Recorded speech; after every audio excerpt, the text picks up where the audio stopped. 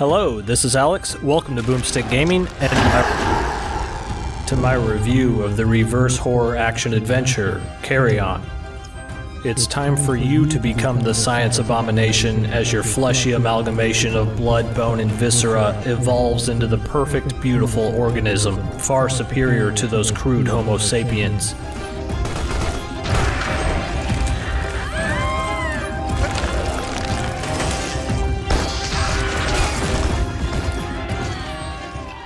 Carrion falls somewhere right between a linear action puzzle game and an open Metroidvania style adventure, but with no standard map and somewhat less incentive to backtrack to previous areas.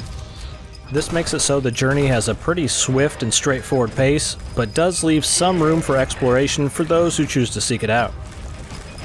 As you try your best to commandeer this creature around, which is gloriously animated by the way, you'll be feasting on humans, growing in size, and mutating to be able to do it all the more efficiently by adding new abilities to your, thing. The overall mass of your blob is a big element to the core gameplay and puzzle solving, as all three of your different forms have their own unique skills, advantages, and disadvantages. For example, while you're medium size, you have a larger health pool and you can burst through barriers that you just can't while small, but in your lesser, more vulnerable form, you can go invisible to bypass security systems and can interact with faraway switches with use of your more precise tentacle. You can manually increase and decrease your biomass by either eating people or taking damage from them, as well as using your save spots to reform back up to your maximum size. You can also use certain pools to leave a lovely little blob poop or baby or something behind to reduce in size, but you can then also consume that to gain mass right back, so it's probably for the best that we don't exactly know what it is you're gooping out. Much of the gameplay revolves around switching between all of your sizes for some light puzzles, and combating the armed enemies and security devices trying to halt your metamorphosis. You'll regularly need to extend your tentacle arms to grab, fling, and consume your victims, which is easier said than done once they start firing on you and bringing out those annoying forward-facing shields. These battles can and do make you feel like a powerful menace, but also can quickly become incomprehensible chaos, which can be a good and bad trait for this style of game at the same time.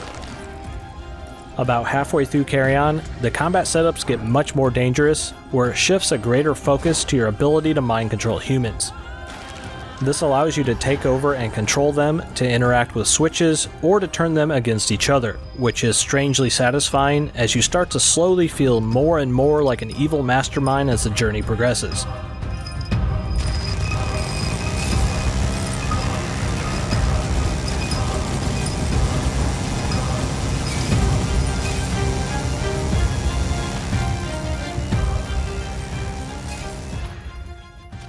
Like I mentioned before, there is no traditional map in Carrion, and this can have some issues at times if you're unlucky enough to ever get too far off the beaten path the game primarily wants you to be on. If you do happen to get lost, you'll find that enemies don't respawn in returning areas, and with the labyrinthian room-to-room, region-to-region setup of the world, you might find yourself aimlessly wandering about as you get increasingly more confused on where exactly you should have gone instead of where you did.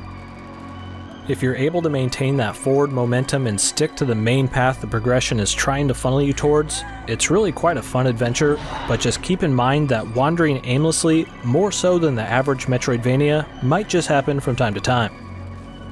Overall, however, looking at the bigger picture, that is a small detractor in what otherwise is a very memorable melding of retro styling with new creative gameplay ideas that work quite well together.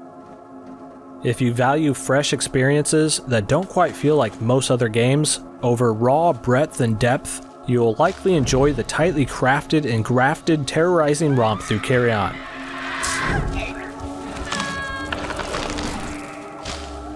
Those were my general thoughts from playing through Carrion, and it was pretty enjoyable playing as such an odd main protagonist-antagonist hybrid.